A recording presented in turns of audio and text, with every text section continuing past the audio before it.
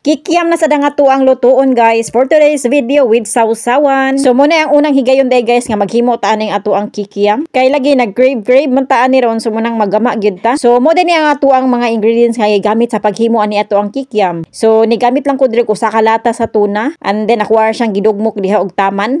So napino naman nigtarong ang ato ang tuna so munang ako ang gisunod og butang diri ang ato ang carrots and then gitimplahan na din ako ni siya og asin, paminta ug kaning ato ang paprika powder. Pagkauman nakuha din ni siyang gihalo og tarong. Sa pagkahalo na nako og tarong akuha din yung gisunod og butang atong usa ka cup nga harina og tunga sa cup nga cornstarch. And then nag-add sa ko diri og tunga sa lata nga tubig katong tunang atong gigamit ganiha. And then nag-add sa ko diri og usa ka itlog. Pagkahuman ihalo nato ni siya og tarong ang ato ang kikiam. So sa pag-form ani ato ang kikiam guys ni gamit ra ko og kutsara no kay murag tigmian man ko mo gamit sa kuang mga kamot nga wala koy gloves. So samtang nagporma kog kikiam gamit ang ato ang kutsara guys nakaingon ko nga medyo basa pa gyud ang ato ang mixture. So mo to nag-add ko og tunga sa cup nga harina and then gitarong na sad nako siya og mix pagkahuman nakuha na siyang giprito. So kay na golden brown naman ni ato ang kikiam so nagpasabot na ni nga okay na siya then ato ni siyang haunon. So gusto unta na akong isumpay diri kung unsa nako paghimo ang ato ang sauce pero kulang na ta sa oras. So siguro next video na nako siya himuon guys i-upload ang ato ang